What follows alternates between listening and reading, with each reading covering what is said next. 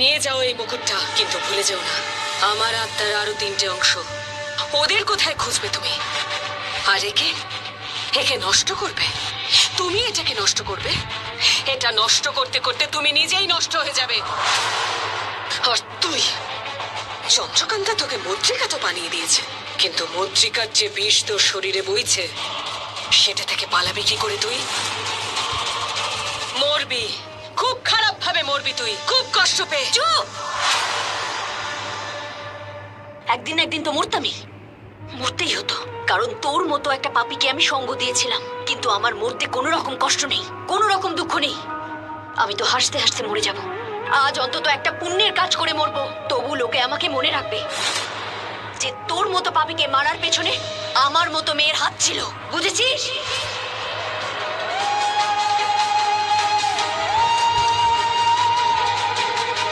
চন্দ্রকান্তা, এই মুকুটটা আমাকে দিয়ে দাও। এই মুকুটকে আমি মারবো। আমার মধ্যে যে বিষ আছে সেটা আমার সাথে সাথে এই মুকুটের মধ্যে এর যে আত্মা আছে তাকেও মেরে ফেলবে। একে তো আমি মারবো, আমি না। গয়না, গয়না, তুমি এটা কি করছো? তুমি এরকম কিছু করবে না। দাও মুকুট আমায় দাও। গয়না, ফেলো ওটাকে। না চন্দ্রকান্তা, তুমি ভুল করে ওটা ছুঁয়ো না। তুমি গর্ভবতী, ওই বিষ তোমার শরীরের মধ্যে মিশে যাবে। কেউ বাঁচাও ওকে।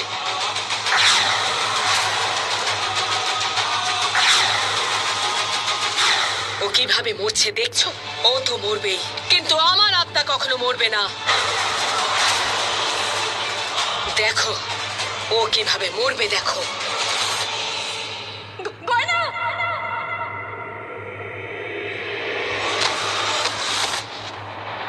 গয়না, গয়না, গয়না, চোখ খোলো গয়না।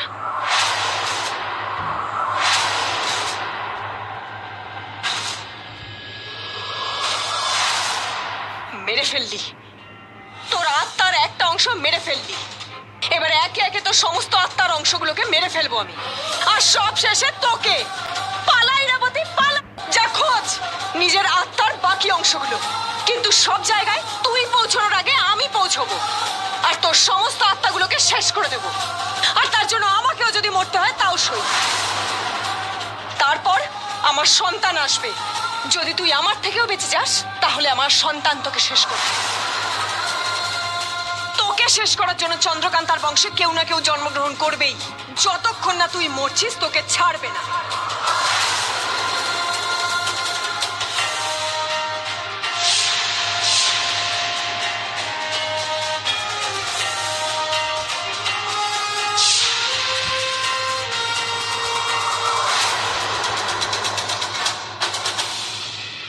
তুমি এই পাহাড়ে আর কখনোই আসতে পারবে না।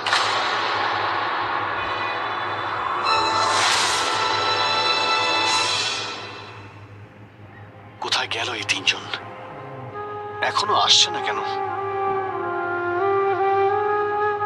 এসে পড়বে। বিষ্ণুদেব ওদের সাথে আছেন। যদি বিষ্ণুদেব ওদেরকে নিয়ে যান তাহলে বিষ্ণুদেব নিয়ে আসবেন ওদের। চিন্তা করো না তুমি। গয়না, উমং, তাড়াতাড়ি ওষুধ নিয়ে এসো। গয়নার শরীরে বিষ ছড়িয়ে পড়েছে। ধীর, তাড়াতাড়ি। ওমা, ওই আমাদের সাহায্য করেছিল। এই নাও চন্দ্রকান্তা।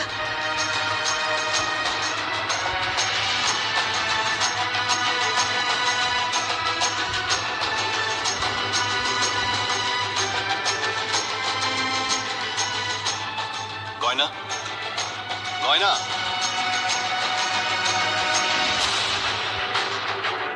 গয়না, ওঠ।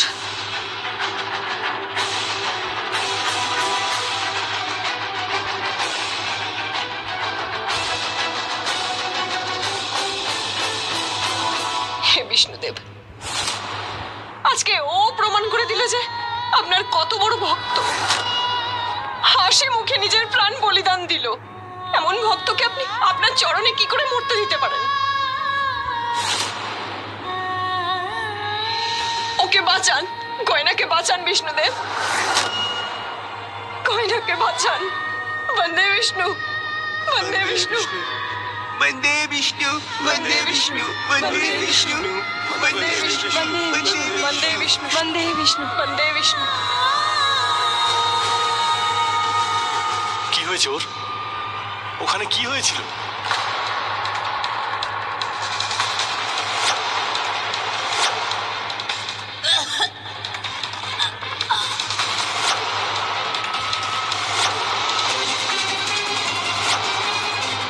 দেখো ও কিভাবে মরবে, দেখো। গয়না!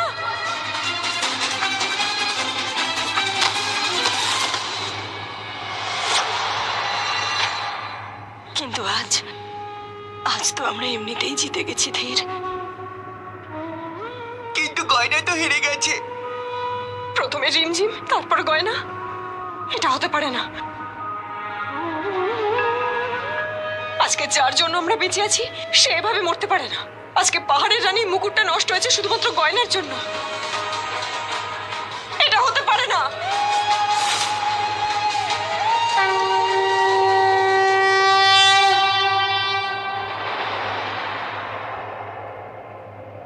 আমরা পাহাড়ি রানীর কাছে জিতে গেছি। গয়না! আমরা কি ওই মুকুট পেয়েছি? গয়নার জ্ঞান ফিরেছে। গয়না গয়না বেঁচে আছে।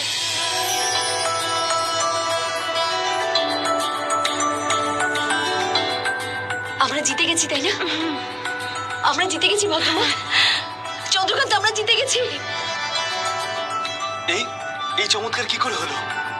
তুমি তো ওই মুদ্রিকার বিষ খেয়ে ফেলেছিলে, তাহলে বেঁচে গেলে কি করে?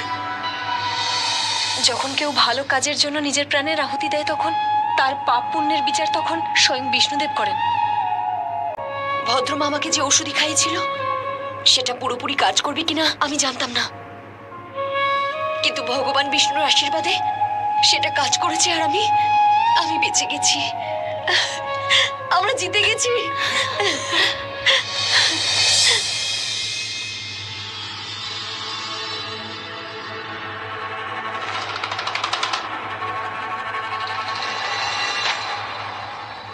ইরাবতী,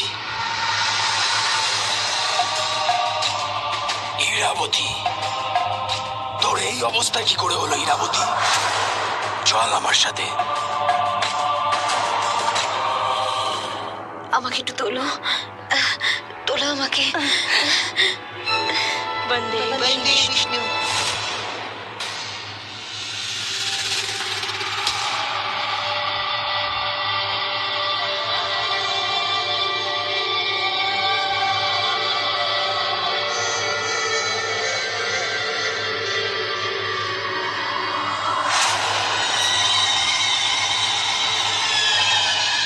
এই প্রশ্ন চিহ্নের মতো আঘাতটা ওরাতে কি করে এলো?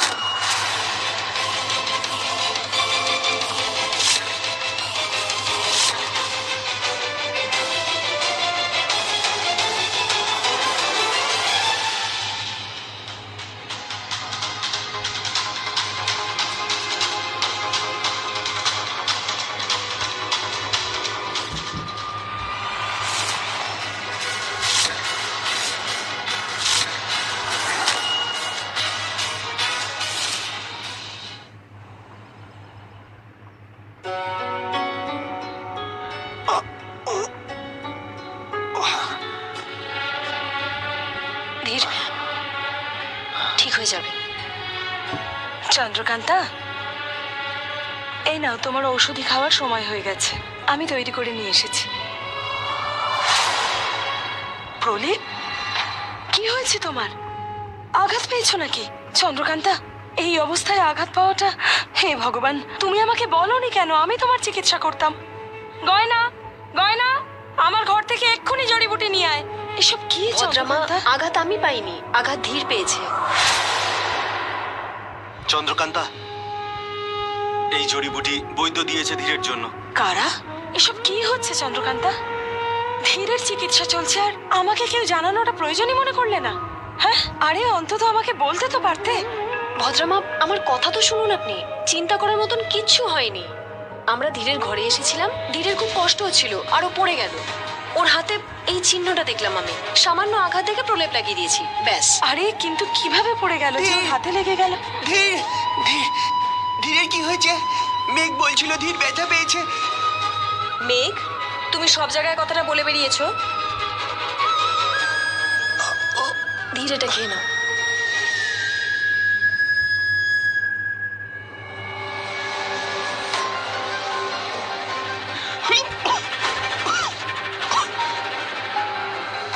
ধীর, সত্যি করে বলো বাবা, তুমি কি করে আঘাত পেলে? হ্যাঁ, যুদ্ধ করতে তো চন্দ্রকান্তা গিয়েছিল, আর বিষ তো গয়না খেয়েছিল। তাহলে ধীরের কিভাবে আঘাত লাগলো? আমি বিষ্ণুদেবের মন্দিরে তোমাদের সঙ্গে পুজো করছিলাম।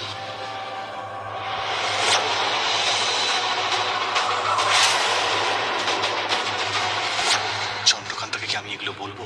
না, আগে আমি ভালো করে বুঝে নিই যে এগুলো আমার সঙ্গে কি হচ্ছে, এগুলো আমি কি দেখছি আর কেন দেখছি, তারপরে বলবো। আমি জানি ধীর কিভাবে আঘাত পেয়েছে। কি করে? মেঘ কি সেগুলো দেখতে পাচ্ছে যেগুলো আমি দেখতে পাচ্ছি? যখন চন্দ্রকান্তা পাহাড়ে গিয়েছিল ইরাবতীর আত্মার অংশ নেওয়ার জন্য, তখন আমরা টুকটাক করার অভ্যাস করছিলাম। হয়তো সেই অভ্যেসের সময় ধীরের এই আঘাত লেগেছে। টুকটাক? হ্যাঁ, টুকটাক করার অভ্যেস করছিলাম আমরা, আর ধীর সে সময় পড়ে গেছিল, আর তার ফলেই ও আঘাত পেয়েছে। আর তখন আমরা ভাবলাম যে ইরাবতীর আত্মার বাকি অংশগুলোকে খুঁজে বার করি, কারণ ওনাকেও তো শেষ করতে হবে, আর ওনাকে শেষ করা অত সহজ ব্যাপার নয়। সেই জন্য আমরা টুকটাকের অভ্যাস করছিলাম। হ্যাঁ হ্যাঁ, আমি দেখেছিলাম। টুকটাক করার অভ্যেস করছিলে?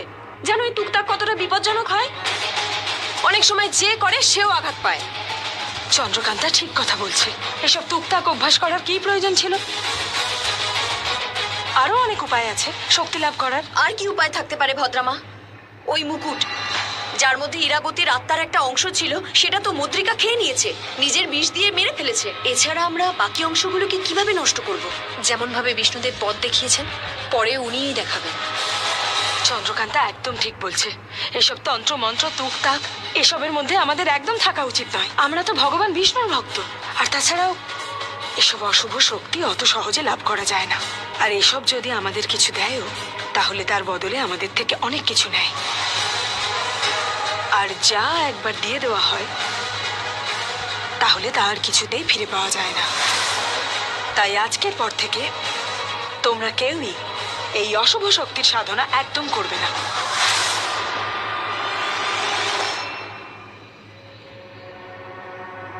চন্দ্রকান্তা, আমি এখন ঠিক আছি, তুমি চিন্তা করো না, ঠিক আছে? ধীর, আমি ইরাবতীর সম্বন্ধে ভাবছি। আমি যখন ওকে পাহাড়ে দেখেছিলাম, ও কতটা ভয় পেয়েছিল। আগের থেকে অনেক বেশি ভয়ঙ্কর ছিল। অদ্ভুত কেমন একটা, ভীষণ রেগেছিল। যখন জানতে পারলো যে আমি জানি যে ও ওখানে কেন এসেছে, যে আমি জানি যে ও ওর আত্মার একটা অংশ নিতে এসেছে, যা আমিও নিতে গিয়েছিলাম, কেমন অদ্ভুত ব্যবহার করছিল, ভীষণ রেগেছিল। বুঝতে পারছিলাম না ওসব কেন করছিল।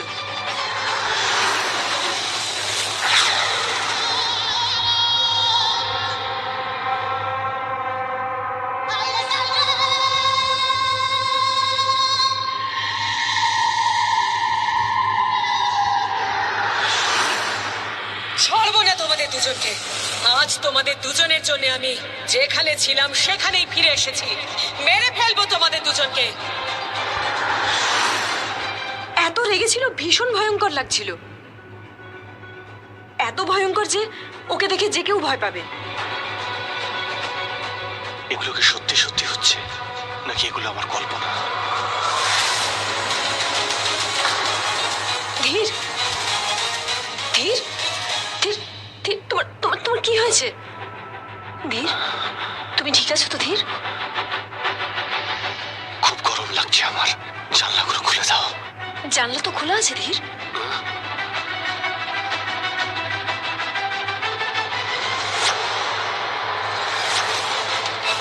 আমার কি হচ্ছে এইসব, আর মায়ের কথা বারবার কেন মনে পড়ছে? ক্ষমা করে দিন মহারানী, আমাদের মারবেন না। আমরা আপনাকে জীবন দেব, আমরা আপনাকে শক্তি দেব। চুপ মূর্খ, তোমরা আমায় শক্তি দেবে? আমার থেকে বেশি শক্তির প্রয়োজন এখন তোমাদের। বিশ্বাসই করতে পারছি না তোমাদের আমি। তোমরা নাকি ওষুধ, তোমাদের অনেক ক্ষমতা। একটা সামান্য মেয়ে গয়না আর ওই ভদ্রামা, তারা তোমাদের চোখে ধুলো দিয়ে তোমাদের রূপ নিয়ে এখান থেকে পালিয়ে গেল, আর তোমরা এখানে অজ্ঞান হয়ে পড়েছিলে। শুধু তোমাদের জন্য আমার আত্মার একটা অংশ নষ্ট হয়ে গেল। আমি তোমাদের শেষ করে দেব, শেষ করে দেব তোমাদের আমি। না মহারানী, ক্ষমা করে দিন, আমাদের এরম ভুল আর কখনো হবে না। ছাড় ছাড়। মহারানী, আমার চোখের দিকে দেখুন। আপনার কি মনে হয় আমি আপনাকে ঠকিয়েছি? আচ্ছা, ইরাবতীর উপর জাদু করবি? ইরাবতীকে বশে করতে চাইছিস তুই? তুই কোথায় যাচ্ছিস? তোকে তো আমার এখনো প্রয়োজন। তোর রক্তই তো বাঁচিয়ে রাখবে আমায়।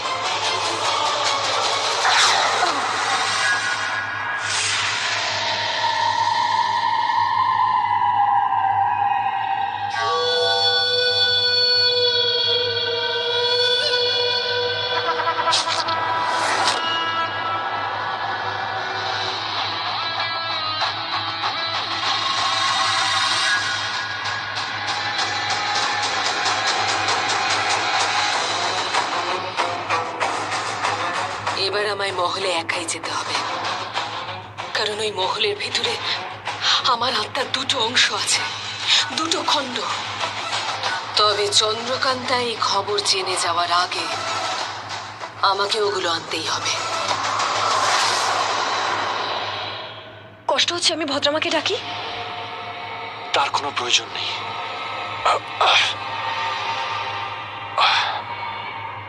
মায়ের ব্যাপারে কি যেন বলছিলে? হ্যাঁ, ইরাবতী জেনে গেছে যে ও আত্মার অংশ কোথায় লুকিয়ে রেখেছে, সেটা আমরা জানি। এটা তো ভালোই হয়েছে। হ্যাঁ, উনি এটা জেনে গেছেন যে আমরা সব জানি। এই জন্যই উনি ভয় পেয়ে গেছেন, আর তাই উনি ভয় পেয়ে লুকিয়ে আছেন।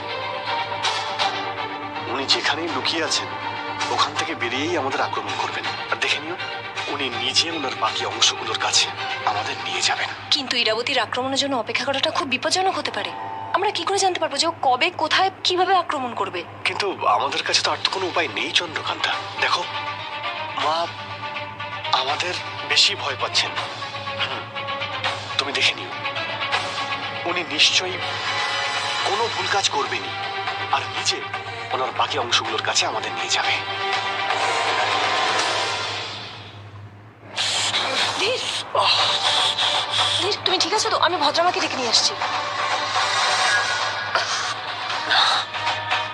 তার কোনো প্রয়োজন নেই, আমি ঠিক আছি, আমি ঠিক আছি। ধীর, এটা কেন মনে হচ্ছে যে যা এক্ষুনি ঘটলো তা তোমার কিচ্ছু মনে নেই? তুমি ঠিক আছো তো ধীর? ধীর, তুমি বিশ্রাম করো। হ্যাঁ,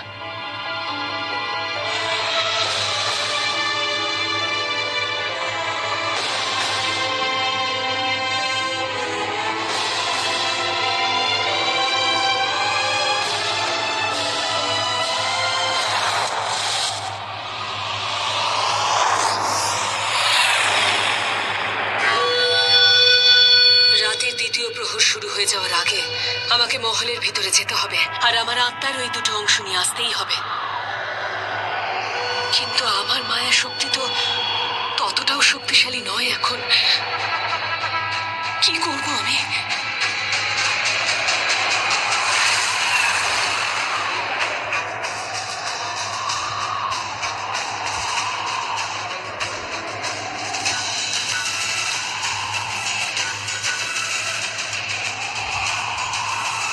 হে অশুভ শক্তি, শয়তানের দেবতা, এসো আমার কাছে, এসো আমার মধ্যে প্রবেশ করো।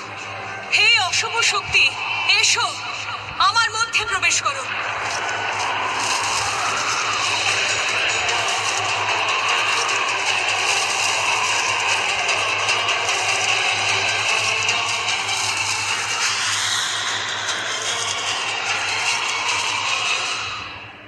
এই কৌটোর মধ্যে কি থাকতে পারে? এই কৌটোটা সাধুমা আমাকে কেন দিলেন? উনি যখন দিয়েছেন কারণ তো নিশ্চয়ই আছে। খুলে দেখি একবার।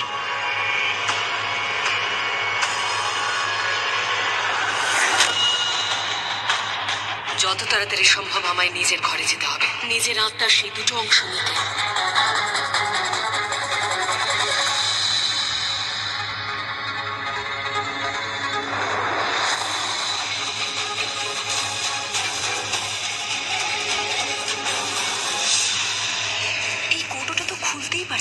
মায়া শক্তি করেও পারছি না। এই শব্দ কিসের?